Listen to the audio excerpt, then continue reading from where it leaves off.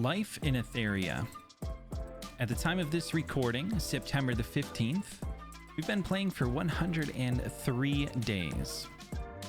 Last Thursday, September 11th, on stream, I cleared the last piece of my hyperlink charter, which was Renkokutsu Inferno, of course.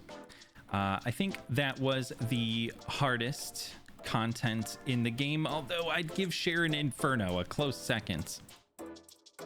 But as you can see, 99 days, I have completed what I would consider the core content in the game.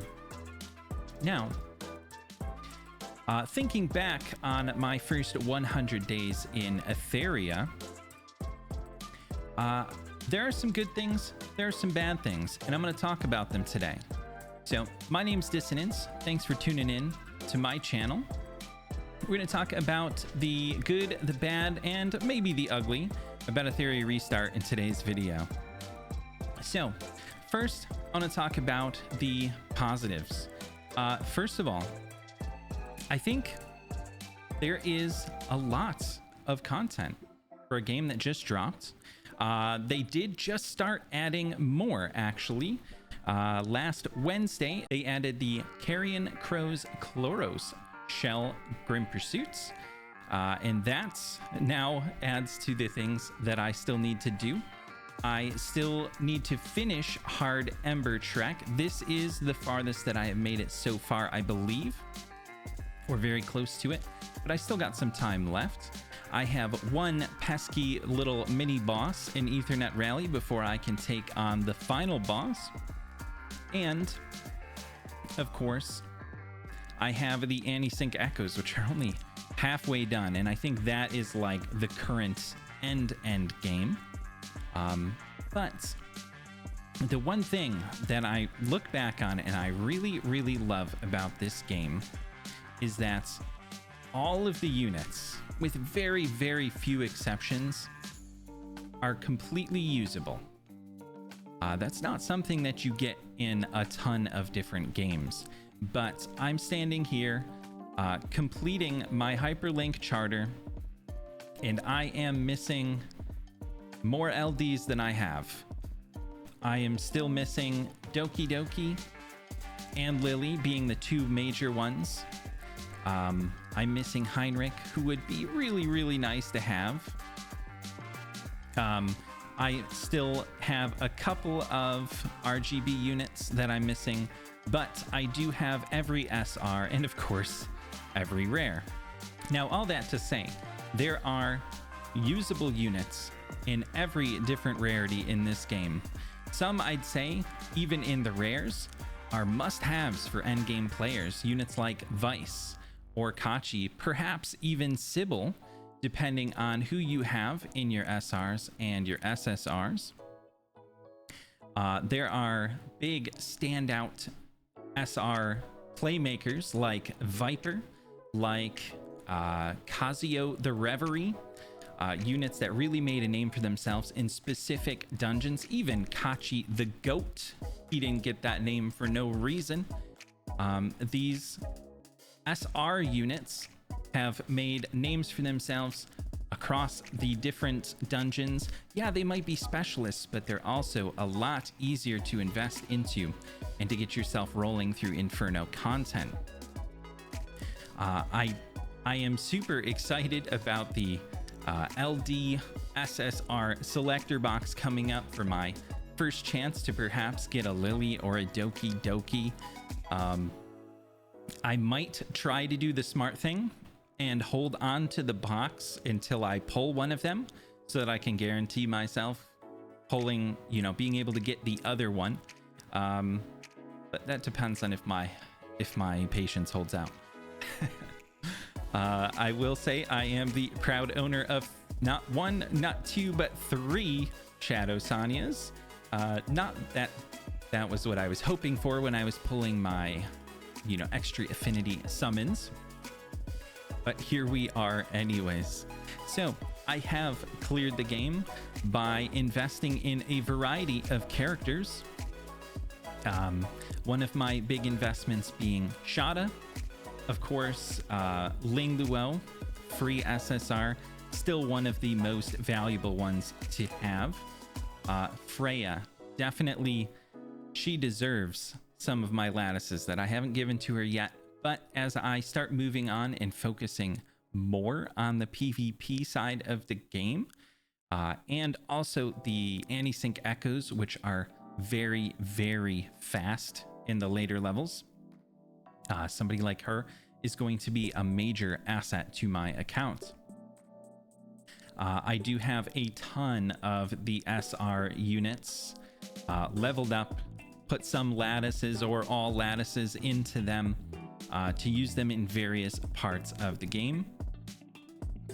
But I just love the fact that even if you don't have the unit that everybody says you gotta have, you can still clear the content.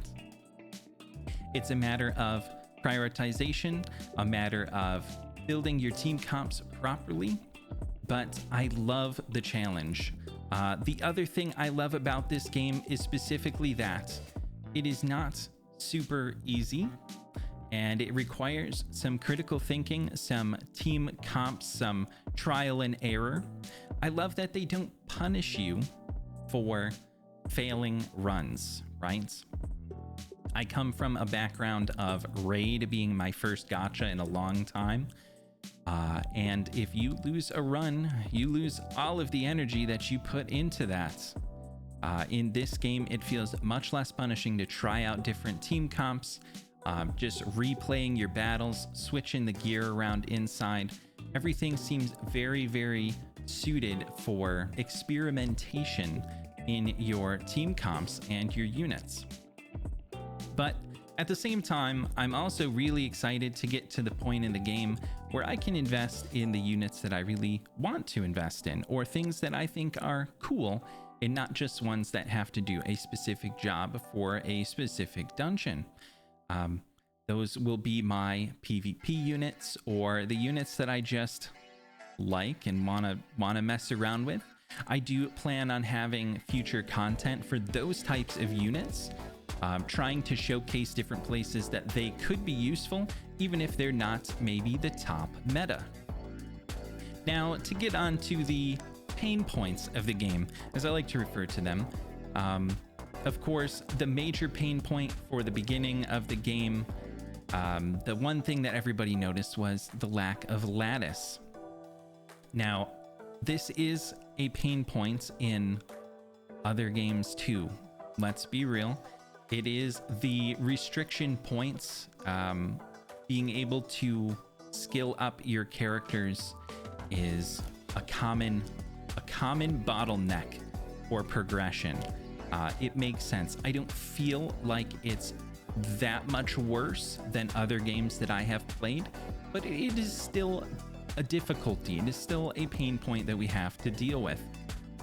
And the only way around that really is making wise investment choices. Now, this isn't quite the video that I'll get into what makes a wise investment choice, but a lot of times we have been going through the game without putting investment into our supports, picking 1 or 2 DPS to fully max invest because DPS do benefit the most from them, and then trying to work out from there. The one thing that I can say really eases that concern goes back to my first points of the usefulness of SR and R units. Because we can easily invest into a unit like Sybil, we don't necessarily have to go all out and invest in a Rosa or any other odd DPS, for example. Because Sybil can do a serviceable job in, a similar gear set, she can help ease the burden of our perfect lattices. Hopefully, we get to that point in the game soon where everybody can just take their lattices and put them into the units they want to. But I think that's something that will hopefully come as time moves on. And now that we're approaching the sort of end game, or this sort of waiting for new content to drop phase, we can be a little more relaxed and, you know, not feel the pressure of not having those lattices. The other pain point, which became very, very real to me in the last week or so, is the reconfig chips. My goodness, that one hurts. I spent, I kid you not, over 2,000 chips in one sitting, trying to get any red attack percent on this shell so that I could make my Sharon Inferno farm more consistent. I was sitting here on, I think, a 16% yellow roll, perhaps, and I could not, for the life of me, get a higher attack percent roll. There are only 6 different categories that you can roll in, and I was looking for anything in the upper half of one of them. So what it should be theoretically a 1 in 12 chance or so, and I went through 2,000 reconfig chips. I do hope that Etheria decides to do something about this in particular, either by giving us more access to reconfig chips or by having some sort of I don't know if mercy or pity is the right word, but there needs to be some kind of system where we can maybe hone in the RNG a little bit on re-rolling. That was a little bit absurd, I must say. I guess I've had pretty decent luck up until this point, but this one really, really hurt. So that, I would say, those are my pain points. Those are the things that I find maybe not bad necessarily in and of themselves, but definitely a bottleneck to progression or a serious resource sink in a game where resources are very important. So as far as ugly things go, I don't know that I necessarily have anything ugly, but if you really want to see something ugly, then we can go and look at, like, yeah, one of these perhaps, or one of these. I was really hoping it'd bring up the picture, to be honest, but there you go. That's my thoughts on the first 100 days of Etheria restart. And I hope next time I see ya is with a Lily, because I'd really love to be able to get her now that I've cleared the whole game. Certainly she would not be wasted. There are plenty of other pieces of content for me to finish up, so stay tuned for that, and I hope to see ya on the next one.